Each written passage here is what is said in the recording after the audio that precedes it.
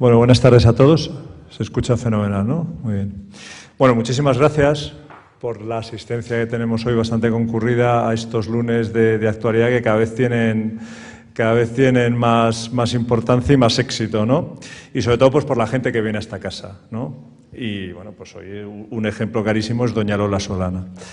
Bueno, habéis visto en la presentación, Lola Solana es la presidenta del Instituto Español de Analistas Financieros y es la gestora del fondo Small Cap del Banco Santander, ¿no? Tengo un minuto para presentar a Lola, pero tengo que hacer un esfuerzo de contención, Lola, ¿eh? Bueno, a ver, Lola es una persona muy inteligente, ¿vale? Y aparte muy inquieta. O sea, no solo se dedica a esto de los números, de los balances. Bueno, le gustan las estrellas, la astronomía, ha hecho pinitos en la publicidad, escribe fenomenal. Hay un libro que es La Cruz de Madera, que os lo recomiendo, porque, bueno, pues trata con mucha delicadeza y con mucha sensibilidad, bueno, pues lo que pasó en la España de los años 30 del siglo pasado y que convendría muy bien que la gente lo leyera, ¿no? Pero bueno, sobre todo, doña Lola es una de las estrellas en nuestro mundo de la gestión de los fondos de inversión, ¿no? Sabéis que tiene el fondo Small Caps y quizá lo importante de Lola son dos cosas, y con esto termino. Bueno, llevar 30 y tantos años en la misma empresa tiene mucho mérito. Y después, ¿cómo gestiona y qué gestiona y qué empresas participan en su fondo? Pequeñas empresas que aportan cosas, ¿vale? Que aportan valor añadido. Y nada más, Lola. ¿Dónde y cómo invertimos en este país? La pregunta del millón, Paco. Muchísimas gracias por tu cariñosa presentación. Muchísimas gracias a todos por venir y estar aquí hoy con nosotros. Y nada, cuando me dijo Paco, vente a hablar de inversiones y demás, y digo, bueno, Paco, pero bueno, ante notarios y esto tan serio. Y bueno, pues yo voy a contaros lo que hago, ¿no? Lo que hago y cómo lo vemos desde Santander Asset Management y desde el instituto, ¿no? Cómo está la situación. Y dentro de cómo está la situación económica, me gustaría hacer un hincapié en España y preguntaros si España en estos momentos es una oportunidad de inversión, ya que es nuestro país, ¿no? Y conviene que hablemos de él, ¿no? Y antes de empezar, me gustaría haceros un par de preguntas, que es como empezábamos el año pasado, ¿no? Como acabamos el año pasado. Y hemos empezado este año, a principios de año. ¿La economía española entrará en recesión en el 2023? Nos preguntábamos en el 2022, ¿no? O a principios de este año.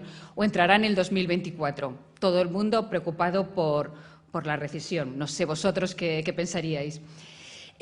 Todo el mundo preocupado por los bancos centrales y los tipos, por la inflación, por la geopolítica, por la crisis bancaria, pero lo que más preocupaba a todo el mundo, no sé a vosotros, era la recesión, ¿no? Y la gente ante este entorno decía, bueno, pero ¿en qué invertimos? ¿Invertimos en Estados Unidos, en Europa, en China o en España? Bueno, pues era la duda, ¿no? Como siempre, la mayoría de la gente se inclina por Estados Unidos, pero por primera vez Estados Unidos pues, está más débil porque está más caro, ¿no? Y estas son las preguntas que nos hacíamos y los miedos que teníamos. Recesión, todo nos llevaba a lo mismo. ¿Y qué ha pasado? Que empezamos el año y la recesión que todo el mundo está esperando no aparece por ningún lado. Y nos encontramos, como veis en este gráfico, tanto en Europa como en Estados Unidos, que el GDP pues cae, pero no entra en recesión. Cae, pero está al 0%, no cae como se esperaba. Y resulta que los PMIs, que son los índices de confianza de los gestores de compra, están subiendo en Europa. O sea, hay más optimismo del que se pensaba. Y resulta que en Estados Unidos, pues sí, pues hay desaceleración, pero no entra en recesión.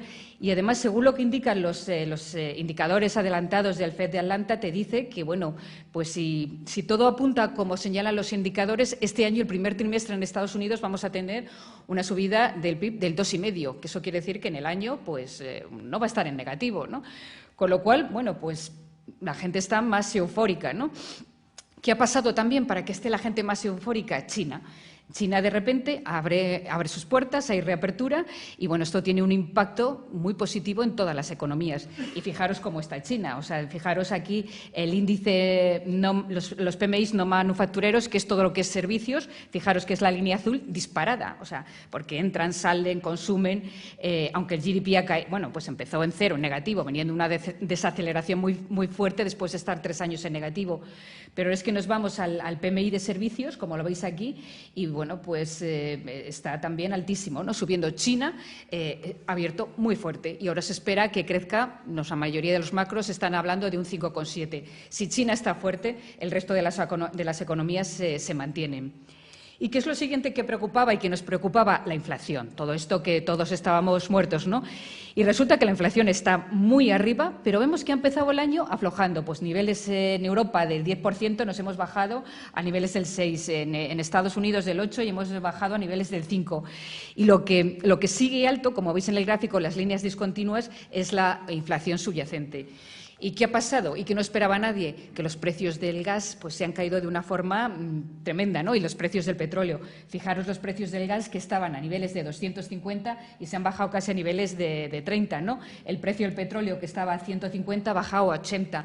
Entonces, todo esto, la gente no contaba con ello y esto es un alivio en las empresas. De repente, no tener que pagar, no tener esos costes tan fuertes, ¿no? Y ha sido un alivio en las familias. Y eso ha hecho que la inflación no sea tan fuerte y que el crecimiento pues, sea mejor de lo que se esperaba. Nos ha sorprendido a todos. ¿Qué ha pasado? Además, pues nos hemos encontrado con la crisis financiera de SVB, ¿no? Y de repente, bueno, cuando esperamos todos unas subidas muy fuertes de tipos, vemos lo que esperábamos, que es la línea azul, hasta el 7 de marzo. Bueno, pues esperábamos subidas en Estados Unidos y de repente, a partir del 31 de marzo, que es coincidido con la crisis financiera, ya vemos que empiezan a descontarse ciertas bajadas de tipos de interés. Ya no hay tanta presión o tanto miedo a subidas. Y en eurozona no tan acentuado, pero también, ¿no? Se ha relajado un poquito. Entonces, bueno, pues si las subidas de interés, lo que más preocupa hoy por hoy a los mercados es las subidas de interés. Si no van a ser tan fuertes, pues esto también genera un cierto relief, ¿no? Un cierto desahogo. Pero ¿qué es lo que ha generado más positivismo de todo? El consumo. El consumo que no para, ¿no? El año pasado, aquí veis la línea negra, es el consumo. El último trimestre cayó un poco porque con estos miedos de recesión la gente dijo, bueno, pues vamos a retenernos. Y subió ligeramente o la tasa de ahorro se mantuvo. Fijaros que la línea gris, que es la tasa de ahorro, estábamos a niveles del 20% con la pandemia. La gente ahorraba el 20% de su renta disponible. Pues ha caído a niveles del 6%. Ahora, porque el primer trimestre ha sido brutal de consumo, estaremos por debajo del 6%. Estaremos en torno al 3% de tasa de ahorro. O sea, nos hemos gastado todos nuestros ahorros, ¿no? Y por eso el consumo sigue tirando. Y esa es la mayor sorpresa. Yo hablo con empresas, con hoteles, con aerolíneas y me dicen que han tenido un trimestre, el primer trimestre bueno, pero el segundo trimestre todavía mucho mejor. Y esto no es el verano, el segundo trimestre es abril, mayo y junio. Bueno, las ventas disparadas, las habitaciones todas vendidas, los vuelos, los restaurantes, hablo con las empresas de restauración, todos petados. O sea, la gente sigue queriendo consumir. Nuestra preocupación es cuánto durará. Todas las empresas me dicen lo mismo. Esperábamos que, oye, ya el año pasado que esto recortara, cayera. El segundo semestre, esperábamos que el primer trimestre cayera, nada. Esperábamos que el segundo trimestre, tampoco. Ahora la gente dice que después de verano es cuando puede empezar a caer. Lo veremos. Pero de momento sigue aguantando. Y aquí tenéis la prueba, ¿no? En la zona euro veis cómo están los PMIs de servicios, que es la línea roja, para arriba. No los PMIs de manufactura, o sea, se está gastando más en servicios que en fabricación. La industria está más tocada que las empresas de servicios. Y en este entorno, ¿cuál es la otra magnitud que miramos? Pues el euro-dólar, ¿no? ¿Cuál es la relación euro-dólar? Y la verdad es que, pues, acertar con las monedas es muy difícil, pero si tenemos que pensar en algo es que el euro se debería continuar fortaleciendo, porque todavía queda alguna subida de tipos en Europa cuando en Estados Unidos lo vemos más ajustado, ¿no? Y luego las commodities, ¿no? Las commodities que han presionado tanto y que han sido un problema tan fuerte para las empresas al subir el coste, los costes de la materia prima, pues están cayendo, ¿no? Esto es bueno. Lo que pasa es que las empresas le están bajando las materias primas, pero les están subiendo los costes laborales. Con lo cual eso es malo, ¿no? Por eso yo busco compañías en este entorno que no tengan mucho personal, porque al final me preocupan los costes laborales. Busco dos cosas, que no tengan mucha exposición a coste laboral y que no tengan mucha deuda, porque al final si tienen mucha deuda, la subida de tipos les va a hacer daño, ¿no? Para mí son dos condiciones ahora para hacer mis screenings y seleccionar valores. Y con todo esto, efectivamente, cuando todos esperábamos una recesión y todos los inversores estaban cortos, poco invertidos, con los niveles de cash en máximos, que nos hemos encontrado que las bolsas han abierto todas este año, el primer trimestre, todas con subidas. Fijaros, todas en verde, pero desde el MSCI World, el S&P, Europa, el FTSE, el IBEX, un 12%, a día de hoy estamos en un 15 o un 16%, excepto Brasil, todos en verde. Y las commodities, comparado con el año pasado, fijaros qué año todo tan rojo, ¿no? Es el mejor trimestre, desde el año 2019 y además ha subido, pues al final, la renta variable, la renta fija, todo, ¿no? Entonces esto te da bastante optimismo. Te dice la gente, oye, España ha subido mucho, ya no vamos a invertir. Digo, ¿cómo que ha subido mucho? Ha subido un 15%. Pero si miramos con un poco de perspectiva y miramos para atrás, ¿qué nos encontramos? Que España no ha subido nada, que es la década perdida para España. Esto es lo que han hecho los índices desde el año 2007. Los índices de arriba son los de Estados Unidos. Fijaros el rally que llevan. El de arriba del todo es el Nasdaq. El Nasdaq ha volado, ¿no? Últimamente ha caído un poco con las subidas de tipos. Debajo está el S&P, el Russell 2000, los índices europeos. Y los tres de abajo es el IBEX Small Caps, el IBEX de grandes compañías, el IBEX de las medianas, que se han quedado atrás. Si miramos por países y comparamos ya no por geografías, sino por países, fijaros desde el 2007, Suiza, tanto las pequeñas compañías como las grandes, Suiza ha subido un 200%, en pequeñas Alemania un 153%, Dinamarca un 132% y así seguimos. En las grandes compañías, que es el gráfico de la derecha, lo mismo Holanda, Suecia, Noruega, Dinamarca, todas unas subidas, la gente que ha invertido ahí los últimos 15 años se ha forrado. Pero nos encontramos que España, esto es sin contar dividendos, se han quedado atrás, está todavía en negativo. La verdad es que es un drama, ¿no? O sea, cómo España no ha creado valor y no ha creado retorno para los accionistas, ¿no? A mí cuando me dicen, bueno, pero es que es la economía española, es que la economía… No, es peor, que la economía española pues ha caído, pero es que ni siquiera la economía española está reflejada en la bolsa. Aquí tenemos este gráfico que veis aquí, cuánto pesa por países el market cap sobre GDP. La línea de arriba es Estados Unidos y veis que bueno, pues, el market cap sobre GDP es un 200%. La economía americana está más que representada en el PIB, ¿no? O sea, hay muchas empresas, han subido mucho y vale más la bolsa que el GDP. Detrás le sigue pues, Francia, como veis, Inglaterra, Alemania un poco menos y la que está abajo de todo es España. Es España, porque Alemania está muy bajo, no, pero ha ido subiendo, ha ido mejorando, pero España estaba mucho más arriba y ha ido bajando. Veis en el gráfico de la derecha que lo que representa la economía, global sobre el GDP es dos veces. Y España, fijaros, o sea, ahora mismo es un 80%. Y lo veis más claro en este gráfico. Aquí veis en España cómo ha ido evolucionando. Hemos pasado de representar un 129 en el año 2007, hemos bajado a un 103, a un 107, a un 90. Aquí en el 21 estamos al 87, ahora representa un 80%. Esto no pasa en otros países, que representa un 120, un 130, excepto en Alemania, pero en Alemania ha sido estable. Lo que pasa es que en Alemania no hay tanta cultura de salir a bolsa. Y dices, bueno, en España, ¿por qué? ¿Por qué el mercado de capitales no está representado, la economía no está representada en el mercado de capitales? Porque no tenemos empresas, porque no hay cultura de que las empresas salgan a cotizar a bolsa. Los consejos de las empresas privadas están poco profesionalizados y no quieren salir porque tendrían que profesionalizarlos, tendrían que poner consejeros independientes y perderían el control. Muchas de las empresas españolas son familiares y les cuesta perder ese control.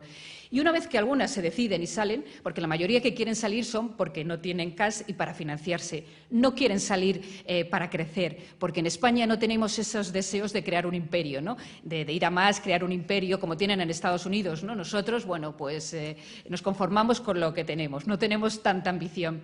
Y cuando alguno sale y dice, bueno, yo voy a salir, yo quiero cotizar, yo quiero tener la ambición de tener notoriedad y de crear un imperio, pero de repente llega el private equity, ve una oportunidad interesante porque está cotizando barata y la compra y el empresario prefiere cobijarse debajo del private equity a seguir creciendo. Y por eso en España tenemos menos empresas, el inversor no acostumbra a invertir en bolsa, el inversor español, de la media, el grueso de la población invierte en bolsa a lo mejor un 5%, cuando en Europa es un 10%, un 15%, y en Estados Unidos un 30%, ¿no? No hay esa costumbre, no nos gusta vivir con la incertidumbre, ¿no? El español es muy amarrategui y prefiere la seguridad, aunque tengas un 1%, un 2%, a arriesgar, ¿no? Entonces, esta es la realidad, ¿no? Que nuestra economía, nuestra bolsa no es el reflejo de la economía, ¿no? Cuando dicen, uy, ¿cómo está la bolsa española? No, es que esto no es la economía, es que las mejores empresas no están en la bolsa y las que tienen más crecimiento tampoco están, ¿no? Y es un drama por eso, y es un drama porque España también ha caído. Fijaros, aquí está el porcentaje de PIB global en dólares por países. Y fijaros, Europa tiene un problema, porque Europa ha pasado del 29% al 20%, lo que pesa en el PIB global, que, bueno, pues es una importante caída. Y veis por países, los que más han caído pues han sido España, Inglaterra e Italia. España pesaba un 2,5 y ahora solo pesa un 1,5 en el PIB global. Italia pesaba un 3,8, ahora pesa un 2,2. Y dices, bueno, porque es Estados Unidos seguramente el que ha cogido el peso. Pues no, vamos a Estados Unidos y de un 24 ha pasado a de un 24,8 a un 23. Ha caído un poquito, no mucho, pero también ha caído. Y dices, bueno, ¿dónde está Japón? Tampoco, también ha caído. ¿Dónde está el problema? Dice, el problema ha sido quién ha cogido, quién ha ganado terreno aquí, quién nos ha arrebatado el crecimiento y el peso y la importancia. Pues han sido los emergentes. Fijaros, China, un 203%, Vietnam, Indonesia, India y Tailandia. Y estos son los que han ganado terreno en estos años. O sea, Europa pues se ha quedado atrás, ¿no? Y al final esta caída de market, aquí veis la caída del market cap por países, ¿no? Y veis que España pues está pues un 35% abajo, ¿no? Es dramático. Y esto hace que en España tengamos una capitalización bursátil por ciudadano en dólares, o sea, lo que invertimos cada ciudadano, de $12.400. Que esto significa 7 veces menos que Suecia, 4 veces menos que Francia, UK y un tercio menos que Alemania.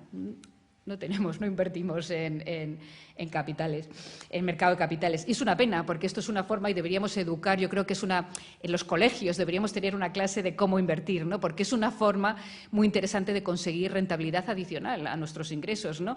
Si tienes una mínima inquietud y un mínimo interés, ¿no?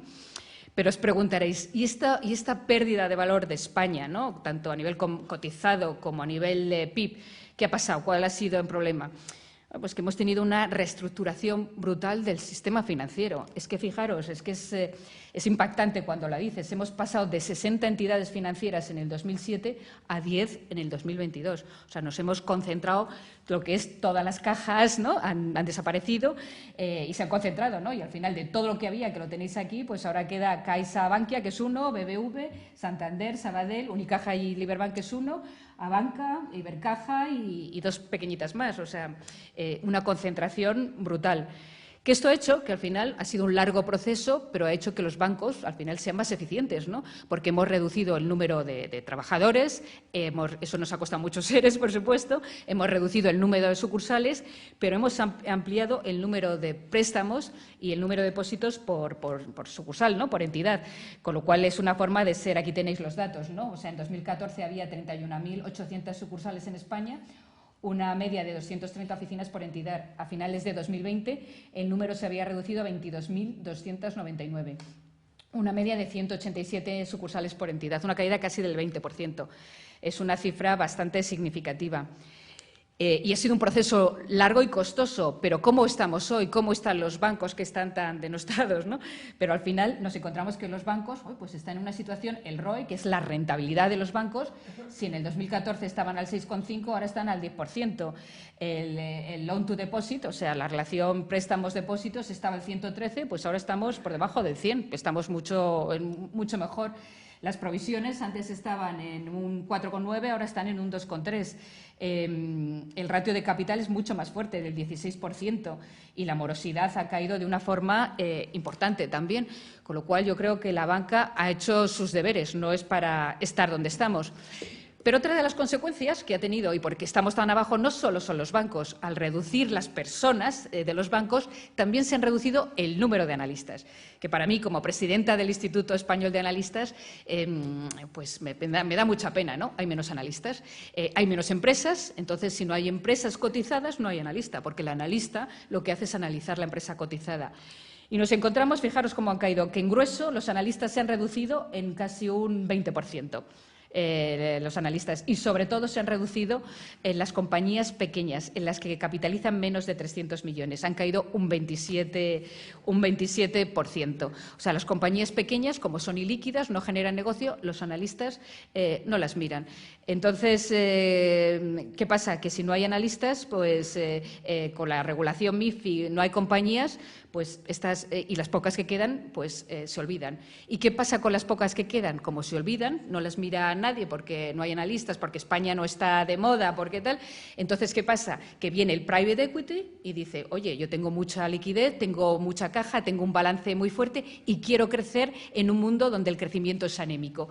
Y he detectado empresas en España que tienen unas valoraciones muy atractivas, que no tienen deuda y que pueden crecer, ¿no? Y que van a crecer y las compran.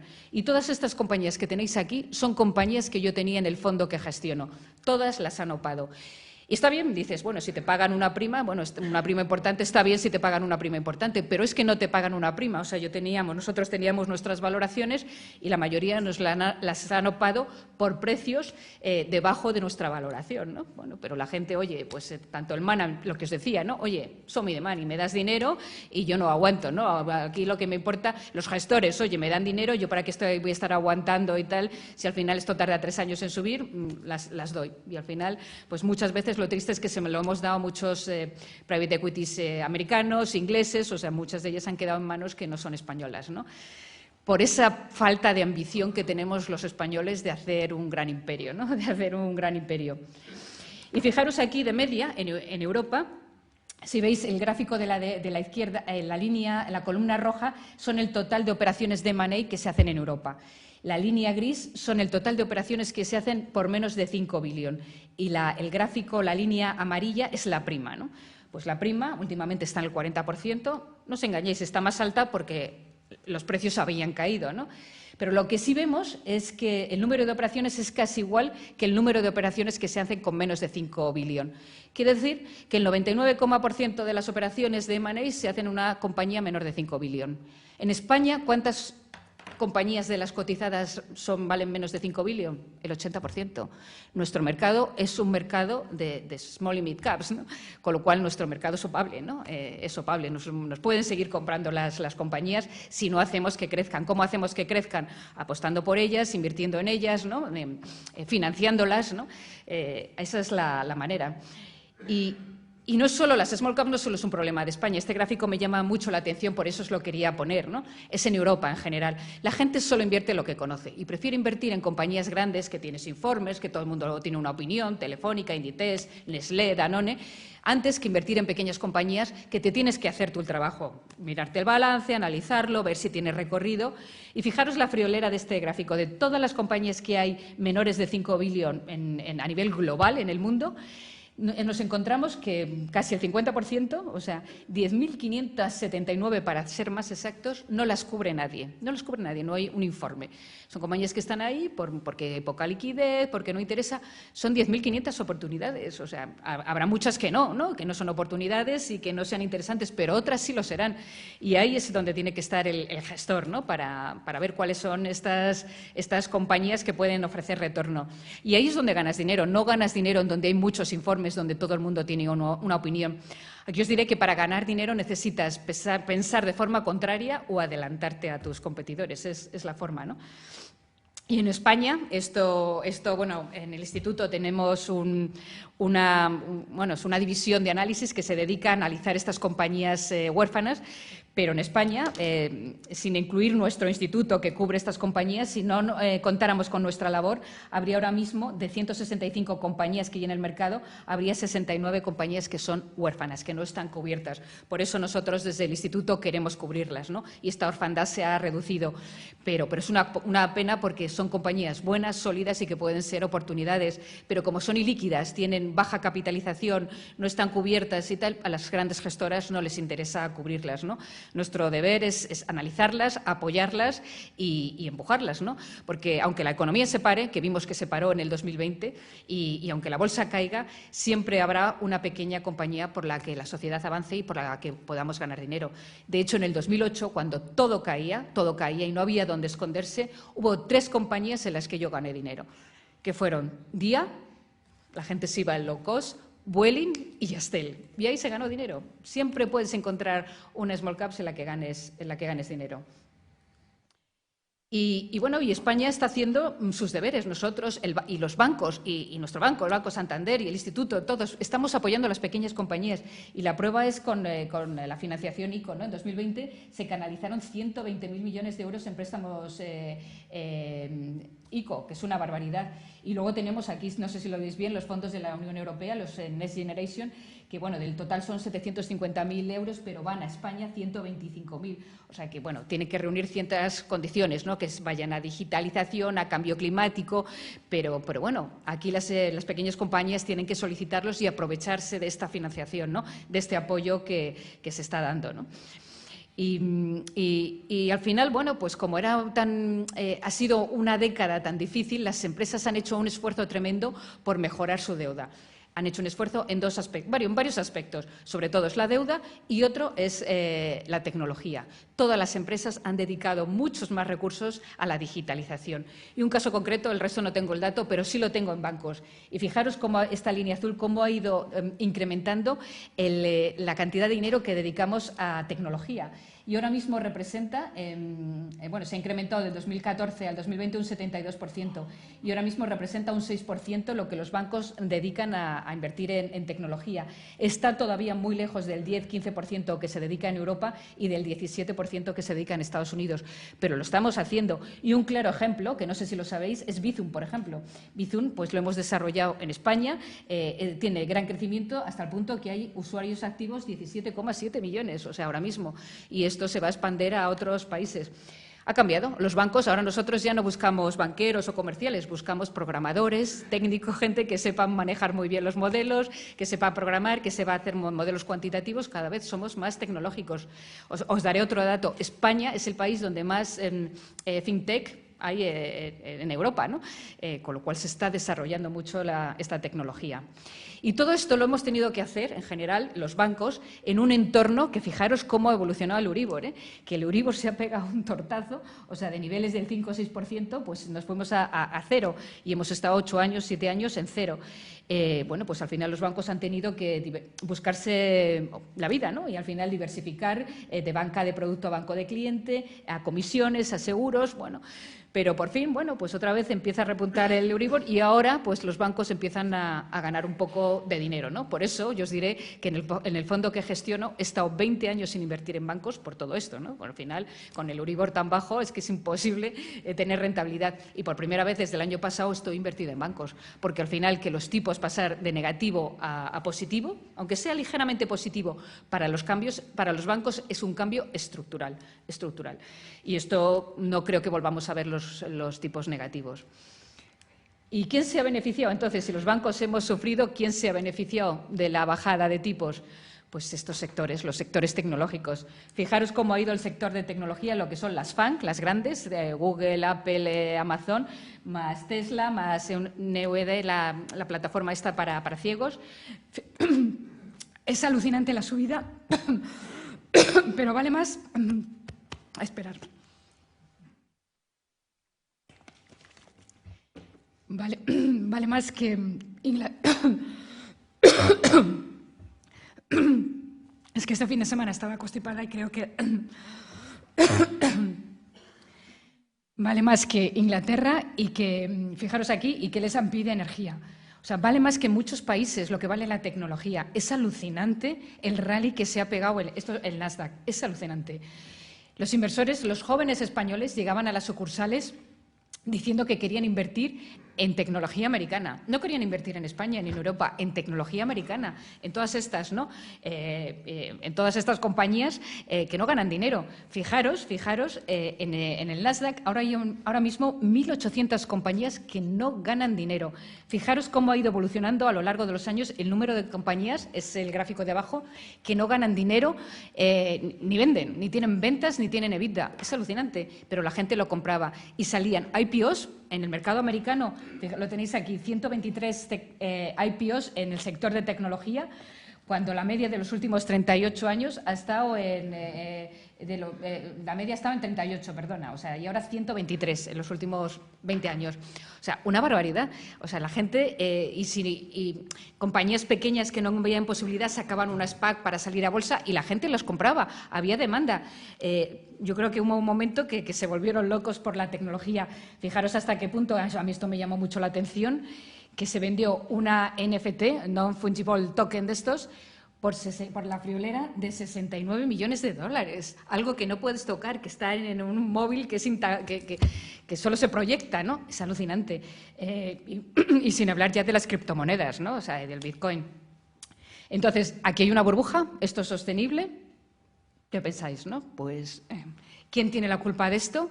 Pues parte también es la gestión pasiva. Sabéis que en el mundo de la gestión hay una parte que es la gestión pasiva y otra parte la gestión activa. Gestión pasiva, tú buscas tener inversión a bolsa, pero no quieres pensar. Y por la parte de la gestión activa sí quieres pensar, quieres un gestor y quieres buscar compañías. En Estados Unidos el 50% de la gestión ya es pasiva. ¿Cuál es la ventaja de la gestión pasiva? Que las comisiones son muy bajas. La gestión activa tienes que pagar más, ¿no? En España, gracias a Dios, porque yo si no me quedaría sin trabajo, la gestión activa todavía es más importante. Pero ahora había un 19% de gestión pasiva y ahora hay un 24%. Esto sigue creciendo. La gestión pasiva. ¿Quién sale perjudicado con la gestión pasiva? España y las small caps, porque la gestión pasiva, los índices que más pesan son los grandes países, Estados Unidos, Inglaterra, Francia. España pesa poquísimo y las small caps ya ni te cuento. Mientras siga este boom de la gestión pasiva, pues las small caps y España se quedará atrás porque no lo pueden replicar, a no ser que salgan fondos que inviertan en small caps. Entonces, bueno, que se queden atrás porque no todo el dinero va a ellas, lo convierte en una oportunidad, ¿no? Porque se han quedado rezagadas. Fijaros cómo va en Europa la gestión activa. Todavía no hemos llegado al nivel de Estados Unidos, 50, la gestión pasiva, pero sigue subiendo. La azul, aquí tenéis la azul, es la pasiva y la roja es la activa. Pues la azul poco a poco va subiendo y la activa se va quedando. Hay gente que dice que los gestores no somos capaces de generar alfa o de dar más rendimiento y pagan una comisión. Evidentemente habrá gestores que no den rendimiento, pero otros que sí. Aquí hay que tener la pericia de buscar el buen gestor que te da la rentabilidad, ¿no? Y luego os enseñaré que sí se puede generar alfa con gestión activa, ¿no? Pero esto es una de las grandes amenazas. Y por esto, por la gestión pasiva, porque hay pocos analistas, porque tienen baja capitalización, porque son ilíquidas, pues al final pues las pequeñas compañías cotizan con descuento. Y aquí tenéis cómo están de media frente, en general, en los países del centro de Europa, España, Alemania, Francia, Italia y Holanda, cómo están de media en ratios frente a las grandes, ¿no? Pues cotizan con un 20% de descuento en V-ventas, con un 9% de descuento en EBITDA y con un 16% de descuento en Price to Book Value. Están más baratas. Aquí hay una oportunidad.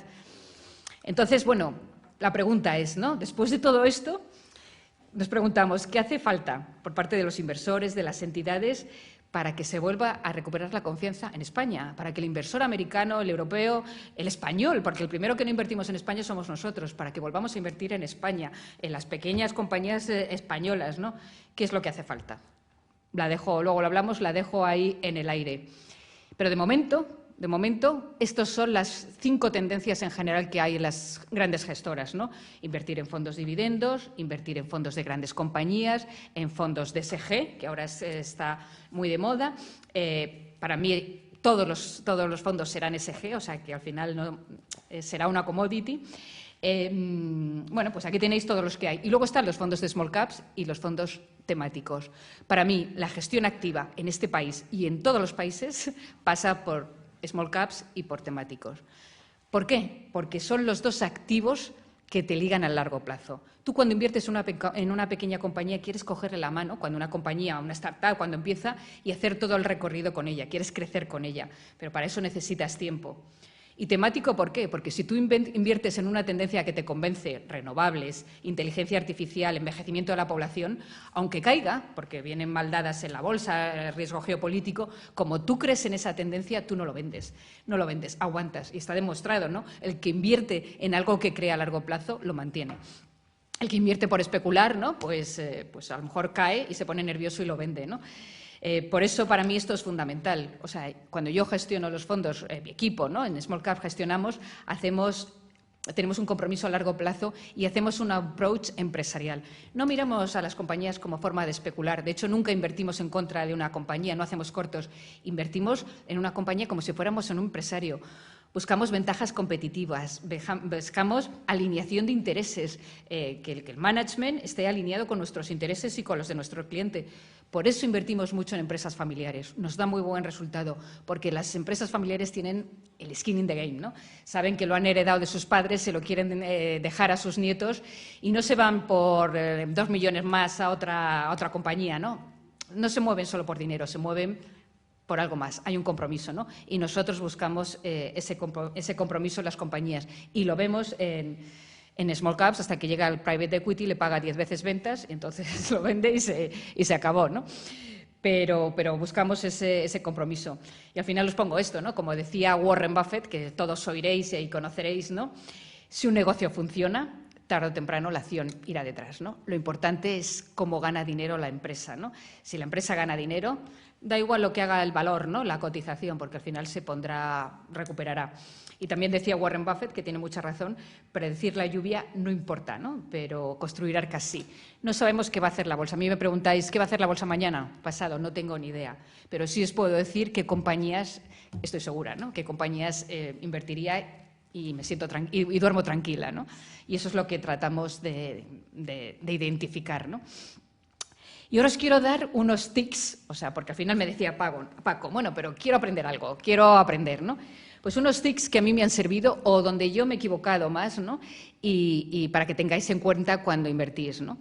Todo el mundo nos habla del margen de seguridad, ¿no? Que supongo que sabréis que es la diferencia entre el valor intrínseco de la compañía y a lo que cotiza, ¿no? Entonces, bueno, aquí tenéis un gráfico, ¿ves este gráfico? Y veis el valor intrínseco y el margen de seguridad. Bueno, pues el margen de seguridad es la diferencia entre valor y precio, ¿no? Entonces, si yo creo que la compañía la línea recta es lo que vale la compañía y cae por debajo de esa línea recta, ¿no? Y cae un 20%, dices, tengo un 20% de margen de seguridad, compro, porque vale menos en el mercado de lo que yo considero. Y si cae un 40%, y a mí me ha pasado, cae un 40%, compro más. Y si cae un 50%, compro más. Y al final me encuentro con un 15% de la posición del fondo en una compañía que me gusta mucho, que estoy muy convencida, pero que no para de caer. Y el fallo ha sido mío, porque las compañías están vivas, se mueven, cambian, ¿no? Y tenemos que hacer un seguimiento continuo. Y a lo mejor es que se nos ha olvidado, nuestra valoración era acertada, pero no hemos tenido en cuenta que he hecho una adquisición en Estados Unidos que destruye valor. Resulta que ha cambiado el CEO, que era el alma de la compañía, ¿no? Y entonces el siguiente no va a aportar más valor.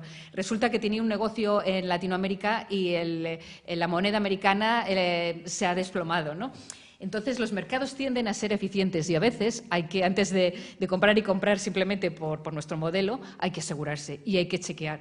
Por eso un gestor puede ser muy bueno, pero con un equipo es fantástico, ¿no? Y con un equipo de analistas, o sea, siempre más ojos, cuantos más ojos mejor, ¿no? Porque se te pueden escapar cosas, ¿no? Y ojo cuando oigáis por ahí, ¿no? Está por debajo de mi margen de seguridad. Ojo con el margen de seguridad, que yo mis mayores errores los he cometido por comprar, porque mi margen de seguridad era de un 40%, ¿no? Pero luego la acción que tenía ha caído un 60%, ¿no? Luego, otra de las cosas que tenéis que tener en cuenta, no sé qué pensaríais, pero cuando veis un gestor o cuando analizáis un fondo, ¿qué es mejor? ¿Un fondo que rote poco o que rote mucho? ¿Que al gestor le dé muchas vueltas o que no? Pues yo cuando lo pregunto, no, pues mejor que mueva mucho, para eso es uno de los gestores activos, tenéis que mover mucho la cartera. No. O sea, lo ideal es que una cartera, si compras pequeñas compañías y compras a largo plazo, es no rotar mucho la cartera, porque apuestas por esas compañías. No puedes tener mayor, lo normal es tener un 0,5 de rotación. Si veis un fondo que rota la cartera 3 veces, es que cambia de estrategia continuamente, que se equivoca continuamente y además os fría comisiones, muchos más gastos para el partícipe, con lo cual mejor baja rotación. Otra cosa importante que tenéis que tener en cuenta es el drawdown. Y diréis, ¿qué es eso? Pues eso es la mayor caída que tiene un fondo desde pico a valle en un periodo determinado. Si analizáis la mayoría de los fondos, el mayor drawdown es en el 2008, que no había dónde esconderse.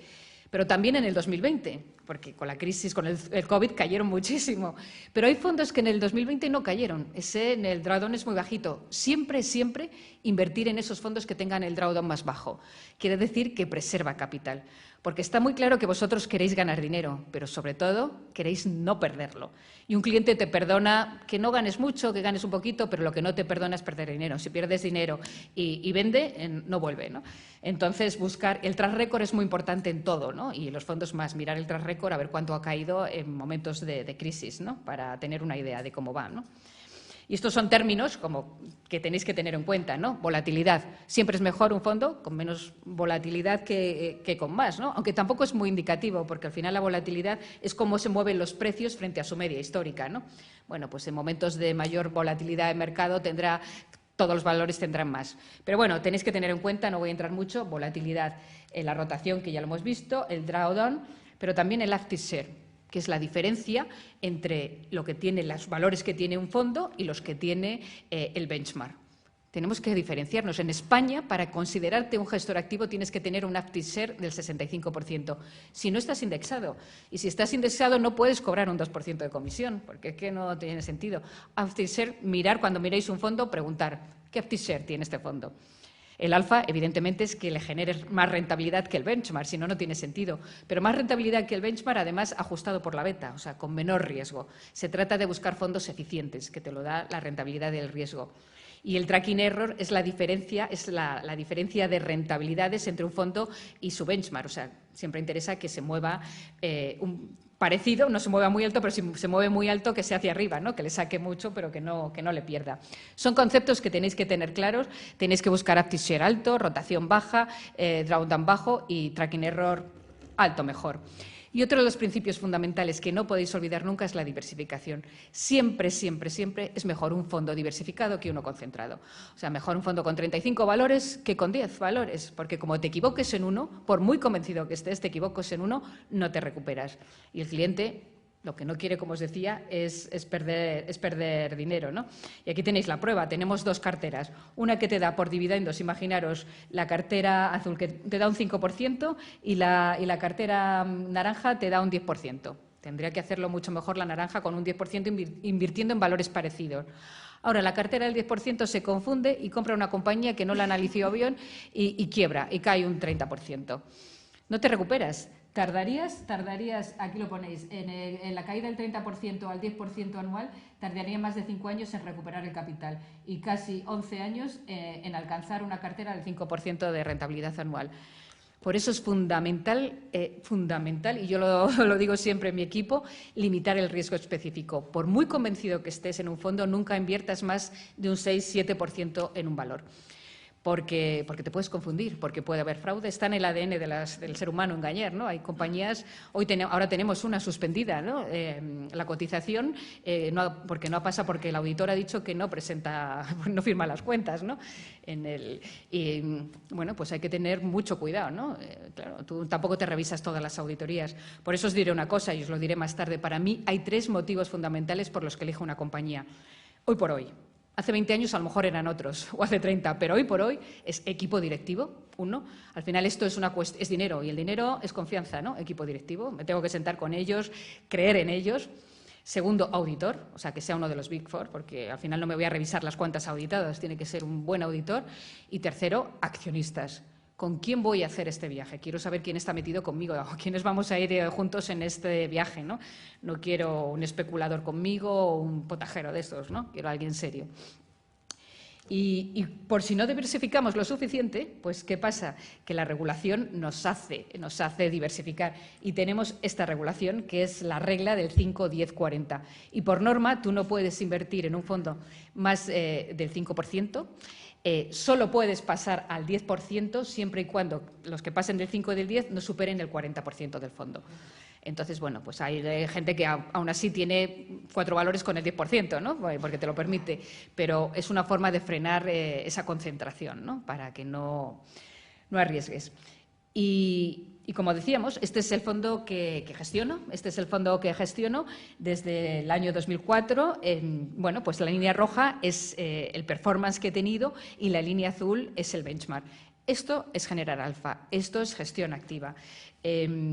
Aquí no está, no sé si, aquí está, como veis, desde el lanzamiento, después del 2 y pico de comisiones que cobramos anualmente, porque se cobra una comisión, la rentabilidad, teniendo en cuenta todas las crisis, esto está hasta el año pasado, no tiene en cuenta este año que llevamos un buen rally, pero después de todas las crisis tenemos una TAE del 5% cuando el benchmark ha hecho un 2,8%.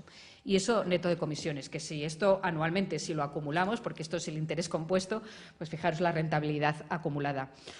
Siempre hemos batido, pero fijar la línea sombreada son los partícipes. Fijaros que desde el año 2008 al 2012 nadie quería estar en España y en Small Caps. Después empezó a animar la gente en el periodo de 2012 al 2017.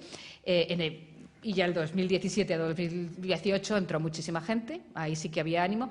Y ahora, con todas las crisis que hemos vivido, el COVID, la guerra y tal, otra vez se ha vuelto a bajar. La gente no quiere estar en España, no quiere estar en Small Cap. Ahora es el momento de invertir, cuando no quiere estar la gente, ¿no? Como os decía, aquí hay que adelantarse a la mayoría o pensar de forma contraria, ¿no? Este es el secreto. Y para que veáis, cuando dicen, no, las small caps es que son volátiles, no son tan rentables. 5% TAE versus 3,3% de la media en fondos españoles que invierten en grandes compañías, o sea, porque este es el único fondo que hay de small caps, 5% frente al 3%. Esto desde el inicio. Consistente, 13 de los 17 años en positivo. Ya tendríamos un año más, porque este año de momento está en positivo, no está incluido.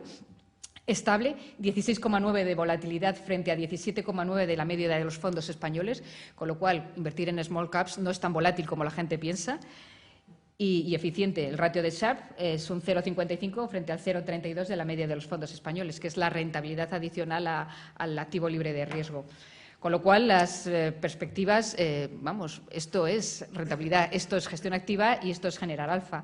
Y lo hacemos con un estilo que buscamos valoración, pero no somos solo value, es condición necesaria, pero no es suficiente. Buscamos value, buscamos reestructuración, buscamos M&A, buscamos calidad, buscamos un poco de todo, ¿no? Allí donde podemos encontrar valor para el partícipe.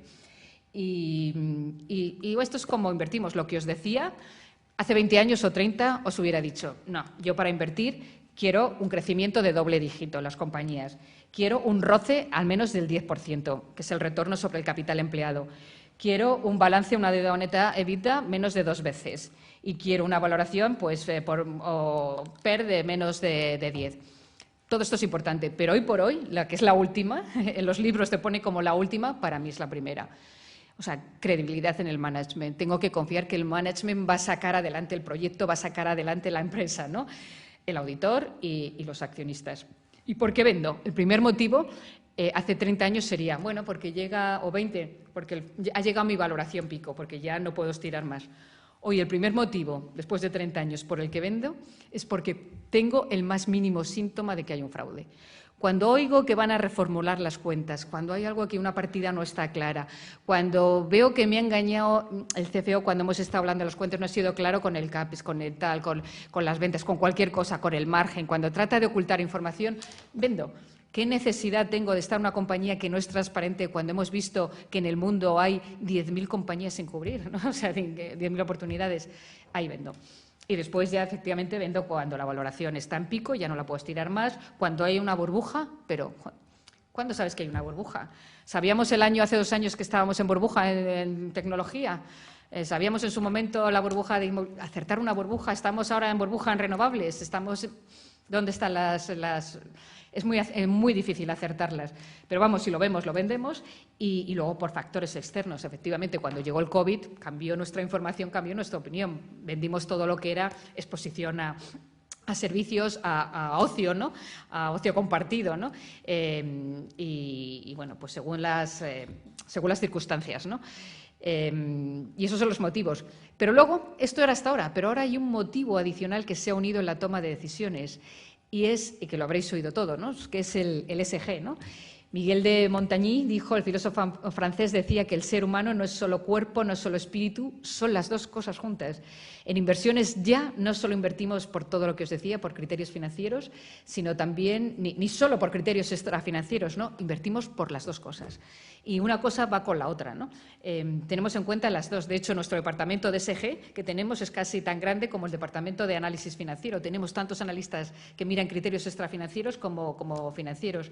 Y es que afecta en la valoración. Cuando hacemos nuestro modelo, afecta en el coste de capital, afecta en la beta. Cuanto menor es el ESG, mayor rentabilidad exiges. Nos cambia la valoración. Lo que pasa es que es muy difícil meterla, ¿no? ¿Cómo metes, por ejemplo, el riesgo reputacional, ¿no? o la reputación del management en tu valoración, ¿no? A lo mejor tienes que subir la beta al hacer tu modelo, pero lo tenemos muy en cuenta. Políticas de diversidad, la brecha salarial, mujeres en el consejo, remuneraciones que no son justas, trato a los empleados digno, ¿no? Compromiso con el cambio climático, ¿no? Un buen gobierno corporativo, lo tenemos en cuenta. Estas son las medidas que utilizamos siempre, que es excluimos compañías si no reúnen los requisitos. Elegimos las mejores, o sea, las mejores en la categoría. Si hay algún escándalo o sale alguna controversia, ante la duda vendemos. Buscamos fondos temáticos y hacemos engagement con las compañías. Oye, ¿no das el dato de los salarios? Pues hazlos públicos, porque queremos saber cuál es la brecha salarial. ¿No tienes políticas sociales con los empleados? Pues hazlo. ¿Tu CEO está ganando un bonus muy fuerte que nos justifica? Pues revisarlo, ¿no? Y de hecho jamás hemos votado en contra de una compañía en una junta por tener una deuda muy alta, pero sí hemos votado en contra porque el CEO tenía una remuneración exagerada, ¿no? Somos más activos en ESG casi que en temas financieros, ¿no? Hay debilidades, ¿no?, en este sistema, lo que os decía, ¿no?, porque no es homogéneo, cada compañía lo mira de una forma, no hay transparencia sobre la metodología, ¿no? Hay una cobertura desigual por compañías, hay conflictos de intereses a veces, ¿no? Las agencias de calificación, cuando va a dar un rating, si llega Repsol o Santander y el rating no es muy bueno, nadie se atreve a ponerles un rating malo, ¿no? O sea, que hay cierto conflicto de interés. Y bueno, y luego no se hace una gestión activa, ¿no? Porque los ratings se basan en números y hay que hacer una gestión activa del ESG también. Hay que visitar las compañías y ver si lo que están diciendo es verdad, ¿no? Ese riesgo reputacional, esos factores de cuidar el entorno del empleado. Hay muchas cosas que todavía están por pulir, pero que sepáis que es fundamental. La gente ya no invierte solo por rentabilidad, también, ¿no? Pero rentabilidad no a cualquier precio. Quiere invertir en lo que cree. Y eso es lo que ha cambiado sobre todo en los jóvenes. Por eso los fondos temáticos tienen tanto éxito. La gente quiere invertir en lo que conoce y en lo que cree.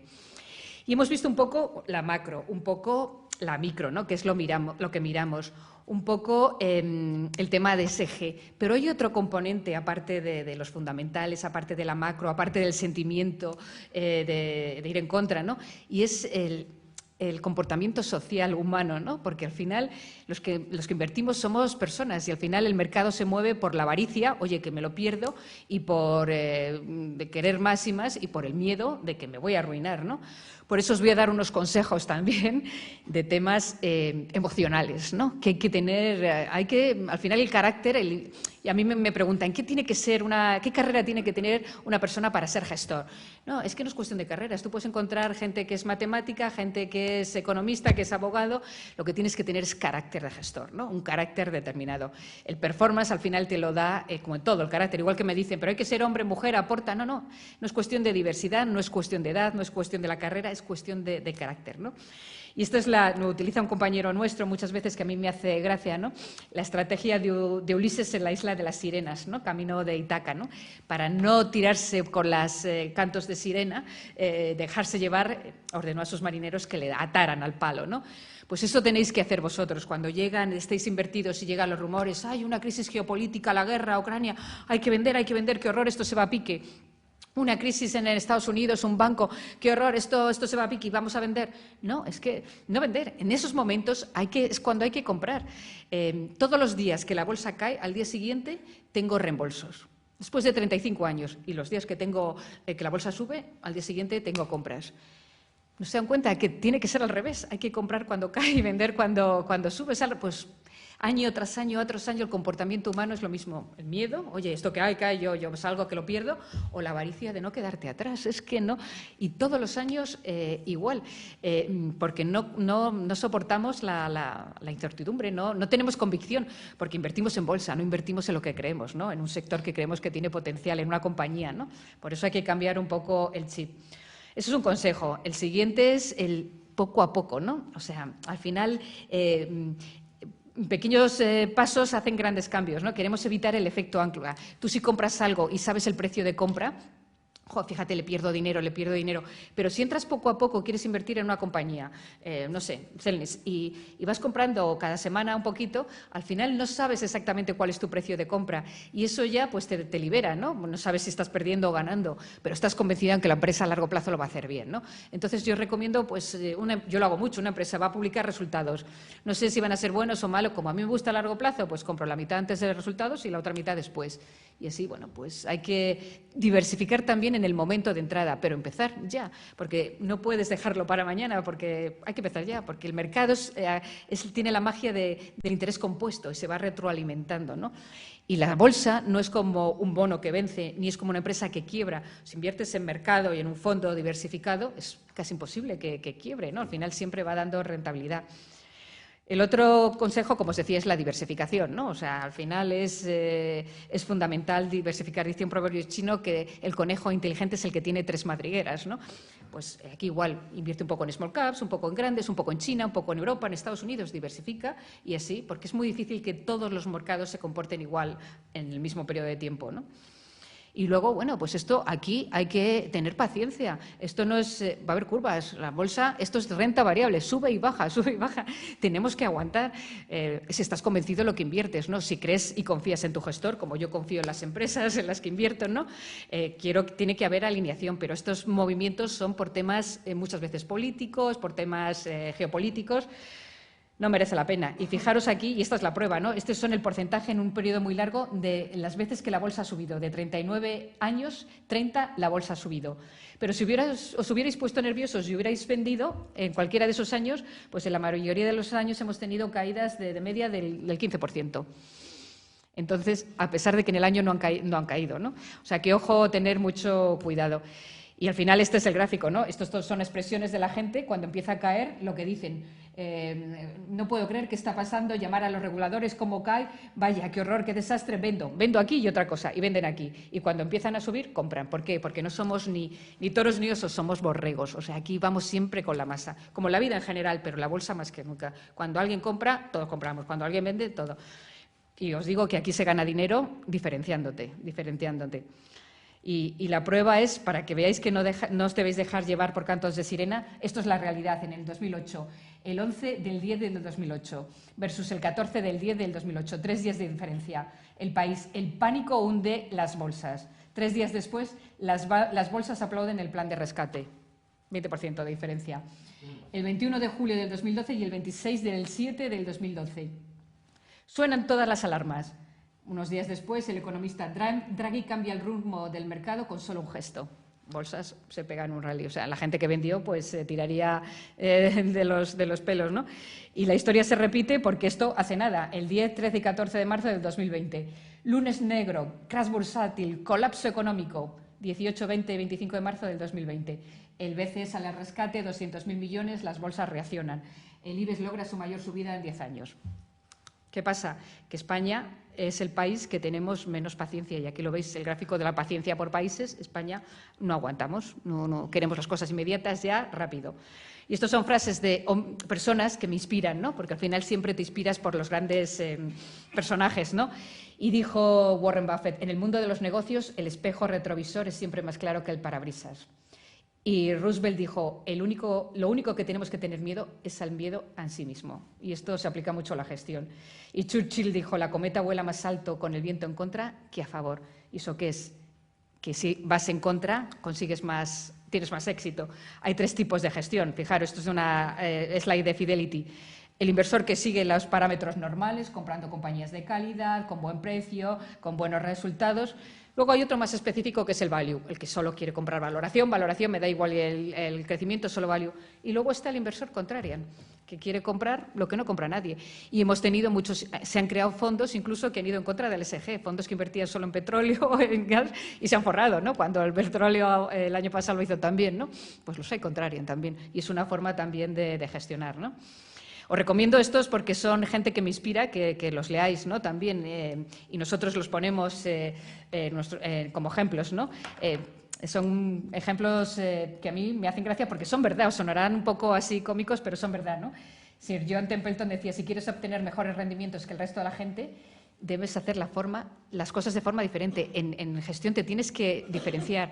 Yo porque tuve buena rentabilidad porque me diferencié con las small caps cuando nadie quiere small cap porque son ilíquidas, baja capitalización, nunca convencen. Ahí es donde quiero estar, ¿no? Porque diferenciarse o diferenciarte en un fondo ahí, cosas que no miren. Donde va todo el mundo, difícilmente os hagáis ricos.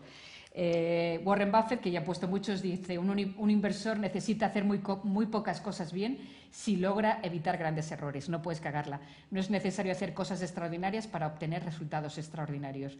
Y por último, Peter Lynch, que es el que a mí más me gusta, porque no está en growth, busca el crecimiento. Dijo, se puede perder dinero a corto plazo, pero necesitas del largo plazo para ganar dinero. El destino de un inversor lo marca su estómago, no su cerebro. Y nos ponemos muy nerviosos, no podemos vivir con la incertidumbre. Y para acabar, esta señora tan interesante, que es poeta, escritora y cantante, dijo, la gente olvidará lo que dijiste, lo que hiciste, porque todos los datos y todas las cosas, el cerebro no puede recordar tantas cosas, pero nunca olvidará cómo les hiciste sentir. Y si vosotros salís de aquí y tenéis ganas de invertir en alguna compañía, en algún fondo de gestión activo, pues me doy por satisfecha. Y hasta aquí, preguntas, cualquier cosa que queráis.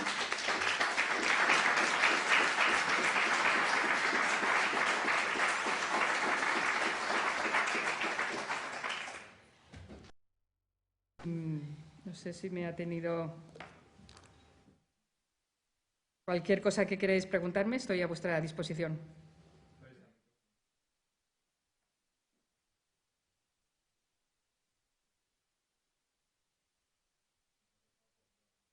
Ya veo.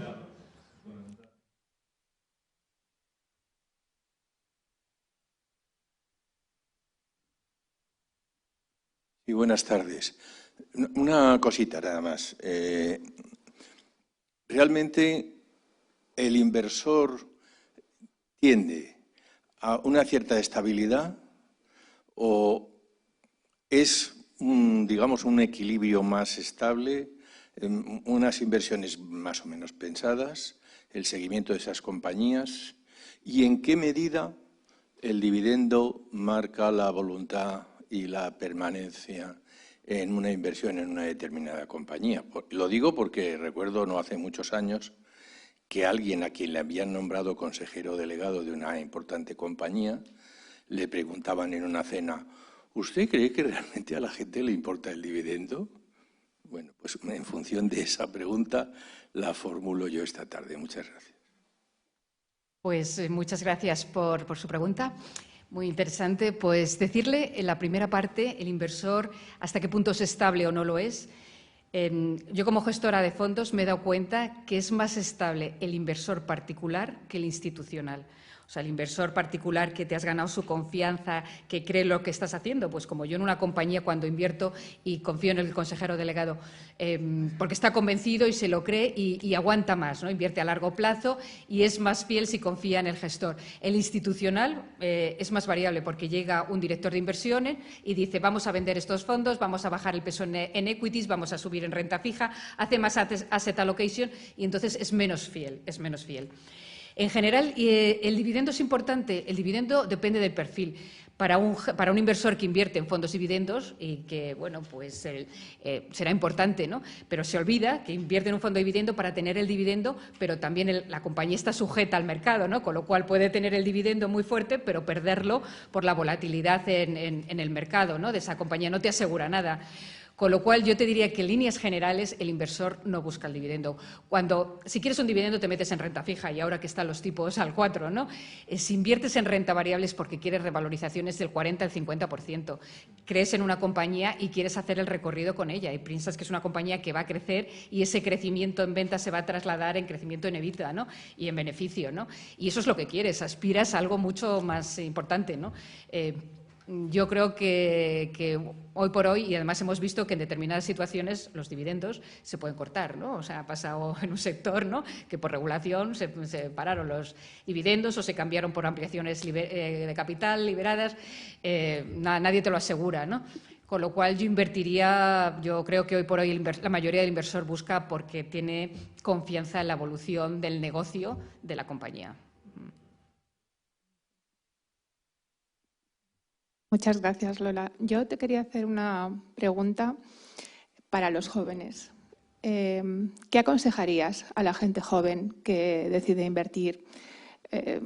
Veinteañeros, treintañeros, que empiezan a trabajar y que tienen la posibilidad de ahorrar o quieren ahorrar. ¿Dónde crees que deben invertir y cómo deben ser los pasos que deben seguir? Gracias. Pues qué buena pregunta, Marta. Yo a los jóvenes, si estuvierais, todos los que estuvieran aquí, que en espíritu lo sois, tuvieran 20 años, diría, salir de aquí, invertir ya. Pero ya, no lo dejes para mañana, invierte ya. Y hazlo poco a poco. Como decíamos, ¿no? O sea, pues cada mes la paga, ¿no? Un poquito, un poquito.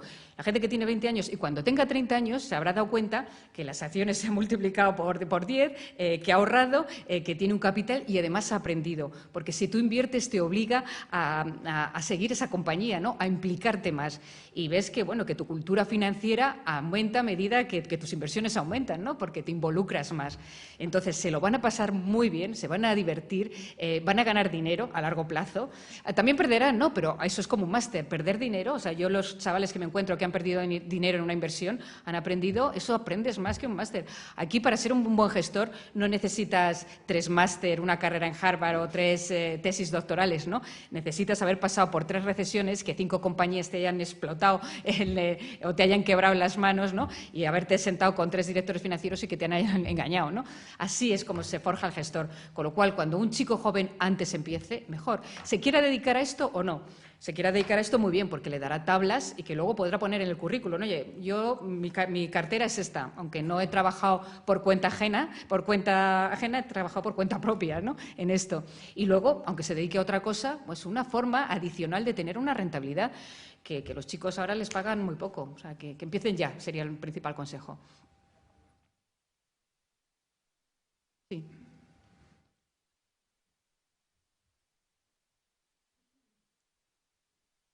Sí, buenas tardes, muchas gracias por la charla que nos has dado y quería hacer una observación. Bueno, se ha indicado que tal vez falta un poco de cultura inversora, y se ha hecho referencia por parte de la ponente. Y en ese sentido yo tal vez quisiera indicar que es que efectivamente yo creo que hay una mala percepción en muchas ocasiones por parte de un sector amplio de la sociedad de lo que supone una inversión. Yo que soy inversor, pues muchas veces me he encontrado, al hacer referencia a esa afición que tengo desde hace tiempo, pues a una mala comprensión por parte de los interlocutores con los que trataba. Desde aquellos que me consideraban que era un jugador o que era un vicioso, o que me jugaba el dinero en la bolsa y que tenía poco criterio. Y la verdad es que muchas veces te tachaban por el hecho de realizar inversiones. Entonces yo creo que eso es una especie de lacra que hay aquí y que de alguna manera se podía hacer un esfuerzo tal vez por las entidades más adecuadas para ello, para quitar ese estigma que pueda existir en un cierto sector de la sociedad, pero por esa falta de educación inversora a la que hemos estado haciendo referencia y que la ponente nos ha dicho que desde un principio. Pero es cierto que hay mucha gente que no quiere oír hablar de nada de inversión. Yo lo he comentado, de invertir en ocasiones en determinadas empresas, bueno, y hacerte partícipe en esa trayectoria de las mismas, y no quieren saber nada. Es más, es que te tachan inclusive, te estigmatizan, incluso en algunas ocasiones, incluso familiares que te conocen, y que bueno, por el hecho de que inviertes y pues estás metido en bolsa y conoces y sigues, no sé, las opiniones de los conferenciantes en la radio, pues hay esa tacha. Quisiera saber. Pero eso es en España, porque es en España, en otros países no ocurre, porque somos muy conservadores, porque preferimos un trabajo fijo, una oposición a veces a emprender, hay muy poco emprendedor, porque preferimos renta fija a renta variable, porque preferimos incluso las hipotecas a tipo fijo que a tipo variable, queremos tener predecir, ¿no?, lo que va a pasar. Entonces, bueno, va con el carácter, ¿no? Nos falta ese empuje para esa ambición de crear un imperio, ¿no?, de crear, y esto debería ser desde pequeños en el colegio, deberían dar una clase de cómo invertir. Yo estoy seguro que ahora a muchos jóvenes les preguntamos, oye, invierte, y no saben por dónde empezar, no saben que hay que ir y sacarse una cuenta de valores, no saben que hay que pasar un test de idoneidad, no saben, o sea, hay ciertas cosas que no lo saben porque no lo han hecho nunca. Pero es por los dos sentidos, o sea, no hay inversores que quieran invertir, pero a las empresas les cuesta mucho acudir al mercado de capitales. Yo he identificado 3 o 4 empresas buenísimas que les he hecho la propuesta, una presentación, sala bolsa, yo soy inversora Ancla, y me dicen, no, es que fíjate, y si me entra un tiburón en el consejo y tal, no sé qué, y si me compra, y digo, bueno, pero si esto es una campaña de publicidad gratis para ti, la notoriedad que vas a tener a nivel mundial de tu nombre, de conocerse solo localmente a conocerse internacionalmente. Si quieres crear un imperio, más vale tener una compañía, el 20% de una compañía enorme, una multinacional, que tener el 80% de una compañía enana, ¿no? Pero no existe esa mentalidad. Nos quedamos en lo que tenemos y lo protegemos, no sea que la caje y no crezca, ¿no? Entonces, con esa mentalidad es algo educacional y tenemos que cambiar esto desde los colegios, desde las universidades, ¿no? Nos falta un poco valentía, ¿no?, en general. Buenas tardes, enhorabuena, Lola, por tu intervención, tu conferencia. Una pregunta. Yo quería saber, has hablado de los fondos sectoriales, y me imagino que estarás ahí metiendo el biotecnológico. Quería saber una pincelada sobre las biotecnológicas en España cotizadas. Hay muy pocas biotecnológicas cotizadas en España, así como, porque ¿qué pasa con las biotecnológicas? Que no tienen beneficios, que están ni ventas siquiera, ¿no? A lo mejor están pendientes de un medicamento que se apruebe, y en España, como te decía, la gente quiere comprar realidades económicas hoy. No quiere comprar una compañía que tendrá beneficios dentro de 10 años, como ocurre en Estados Unidos. La prueba es SpaceX, Tesla, todas en España. Queremos realidades económicas ya. Entonces, hay muy pocas empresas biotecnológicas cotizadas en España. Pues tenemos 2 o 3, y cuando alguna ha intentado salir no ha encontrado demanda. Entonces, ¿qué pasa? ¿Por qué España se ha quedado atrás también? Porque los sectores que en estos 10 años que más han tirado, que es tecnología y biotecnología, España no hay. Tecnológicas, grande, más o menos líquida, cotizada, solo hay una, que es Indra. Y es parte tecnológica y es parte defensa, ¿no? Biotecnológica, Farmamar, no sé, tenemos Horizon, tenemos, no sé, alguna más, pero muy pocas. Entonces, no están representados estos sectores. Entonces, es imposible hacer un fondo de temático español de biotecnologías. Haríamos uno europeo, pero temáticos en España es muy difícil, porque siguen pesando los bancos un 25%, el Eléctrica es lo mismo, Telecoms y, bueno, pues ahora Inditex, ¿no? O sea, hay mucha concentración sectorial. Por eso ahora el mercado BM Growth, que es un mercado alternativo, es muy bueno, porque están saliendo empresas nuevas a cotizar, pequeñas, de otros sectores, ¿no? Y es una forma, yo creo que el mercado español va a crecer por este mercado, por el BM Growth, ¿no? Por las pequeñitas. Porque las grandes que no están en bolsa, Mercadona, El Corte Inglés, Pastas Gallo, todas estas, ¿no? Gallina Blanca, que no están, no van a salir. Las que saldrán son las pequeñitas, ¿no? Las que empiezan.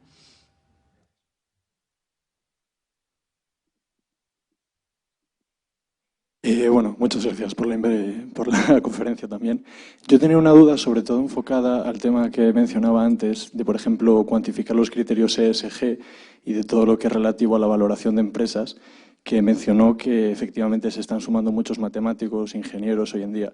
De la misma manera que, por ejemplo, en temas de valoración de derivados, hay ecuaciones pues, que cambiaron el paradigma. Y sé que hoy en día pues, los bancos, los llamados quants, están, pues, bueno, se han subido al carro, digamos. Yo personalmente, desde mi ignorancia de lo que es la valoración de empresas, entiendo que hay un componente muy humano de valoración de ratios, de todo el conocimiento, el expertise que se va acumulando, que es muy difícil de cuantificar a veces. Entonces, por lo que mencionaba antes, de que efectivamente en su departamento o en su gestor pues hay personas con un perfil mucho más técnico que aplican técnicas cuantitativas. No sé si a lo mejor cree que en relación con pues, lo que le mencionaba de derivados, técnicas que ya son muy complejas, muy avanzadas, puede que haya una cierta limitación para lo que es la valoración de empresas para subirse, digamos, al carro de la digitalización, de técnicas algorítmicas de un nivel bastante avanzado, etcétera. O sea, pero la pregunta en concreto, ¿cuál es? O sea, limitación por parte de SG, de digitalización, ¿cuál es? O sea, por parte en general de lo que es el sentido de valorar una empresa, de que hay cosas que son difíciles de cuantificar y que, por ejemplo, cuando se cogen los ratios tienes que tener en cuenta que si el sector, que si el equipo directivo, etcétera, etcétera. Efectivamente, y de hecho, tú ves, analizas un valor, fíjate si son difíciles de valorar y cada uno tiene su criterio. Tú coges una compañía, cualquiera, yo hago una valoración y me da un precio objetivo, pero pones a 4 analistas diferentes y a cada uno nos da un precio objetivo diferente. Porque yo a lo mejor sí valoro, para mí pesa mucho, no sé, los componentes SG, pero para otro no pesan tanto. Para mí yo meto un descuento si tiene una deuda alta o tiene un balance muy estresado y otro no le importa tanto, ¿no? Por eso tienes la misma compañía tienes, tú te vas a Bloomberg y miras recomendaciones de compra, 50%, y recomendaciones de venta, 50%. Por eso se cruzan, ¿no? Porque al final esto es un mundo, por eso digo que el componente humano es muy subjetivo. Y por eso la diferencia entre el valor y precio, ¿no? Al final el precio que yo estoy dispuesto a pagar por una cosa es diferente al que estás dispuesto a pagar tú, ¿no? Porque yo creo una tendencia, tú crees en otra, es muy subjetivo. Entonces, y por eso hay compañías que nunca reflejan el precio que tú consideras, ¿no? Porque la mayoría lo está valorando de otra forma. Hay muchas formas de valorar y es muy subjetivo y eso es lo que te va a diferenciar. Cada uno tiene su modelo, ¿no? Bueno, está claro, y además eso es lo bonito, tú haces tus proyecciones y tú metes lo que quieres en ventas, lo que quieres a futuro, ¿no? Según lo que te indica la compañía, lo que quieres en EBITDA, no sé, el CAPEX, o sea, pero hay otro que lo ve de otra forma. Entonces, es muy subjetivo. O sea, el análisis tiene muchas aristas y por eso las valoraciones es difícil que veas 2 analistas con el mismo precio objetivo en un valor cuando te hacen valoración. Muy difícil.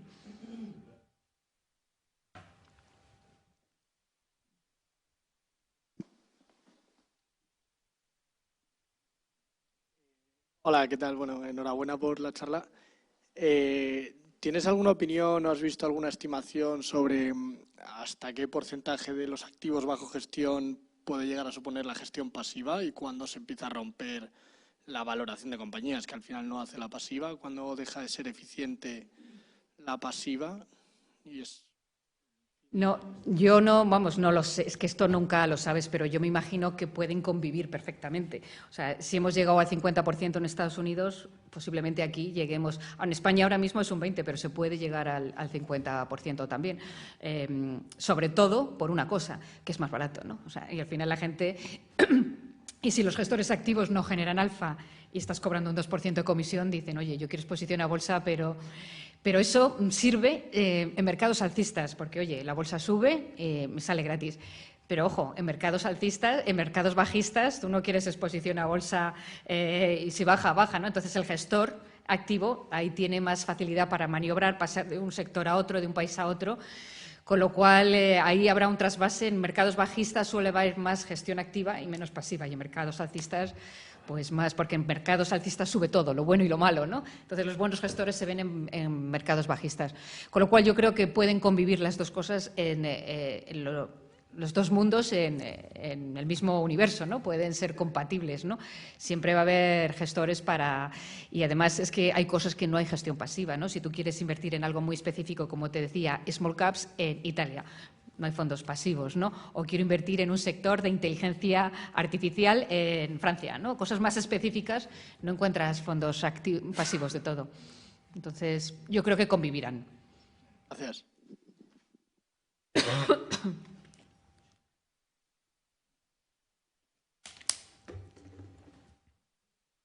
Buenas tardes, Lola. Hola. Una pregunta respecto a los criterios ESG. ¿No crees que al final tantas gestoras se le está dando tanta importancia a los mismos que pueda generar oportunidades de compra muy interesantes fuera de estos, o que haya ciertas compañías sobrevaloradas por cumplir estos criterios? Cierto. De hecho, si tú analizas cómo lo han hecho los diferentes estilos de gestión y miras que las small cap lo han hecho muy bien, pero hay un activo que lo ha hecho muy bien, que es calidad. Calidad en los últimos 10 años, en los últimos años lo ha hecho fenomenal. ¿Y por qué? Porque el ESG es calidad. El ESG mira compañías que con un buen track record, con un buen gobierno corporativo, que cumplen siempre, ¿no? Que no hay ningún escándalo, calidad. Entonces, claro, hay un momento que ESG es invertir en calidad. Entonces, esas empresas, pues todo el dinero va hacia ellas. Y efectivamente, pues las empresas buenas, la gente está dispuesta a pagar una prima por estar en empresas buenas.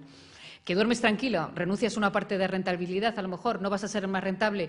No, pero estás invirtiendo con conciencia social, ¿no?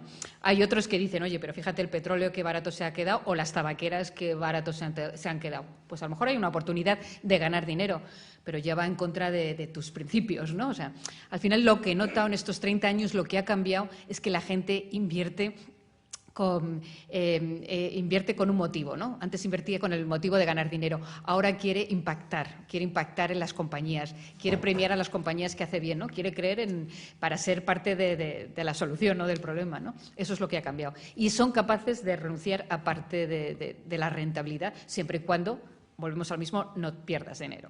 O si pierdes dinero...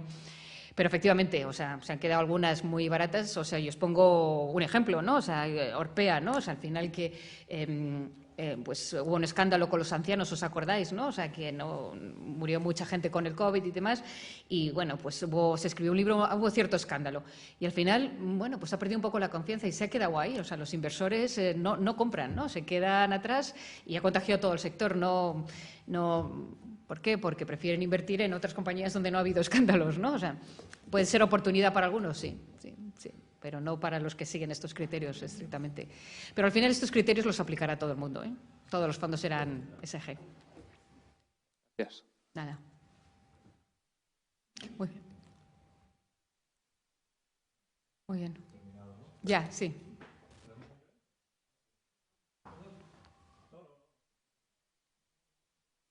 Sí, Lola, quería preguntarte, no has hecho mención a Bitcoin ni a criptomonedas y así ha sido tu intervención, es fácil imaginar lo que piensas, pero una mención, por favor, a qué tipo de inversiones. Pues yo es que no puedo opinar de lo que no conozco y no sé valorar. Yo no sé cómo valorar una criptomoneda, o sea, no lo puedo valorar. Entonces, yo creo que ahí sí que ha habido especulación, ¿no? Por eso han subido tantos los jóvenes, sí, pues tendrá sentido, pero yo no puedo valorarlo. Entonces, como analista, yo invierto lo que analizo, hago una valoración, me da un precio y veo un recorrido.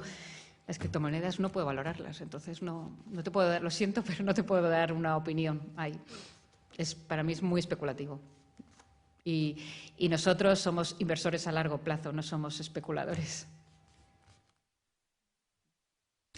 Pues muchas gracias.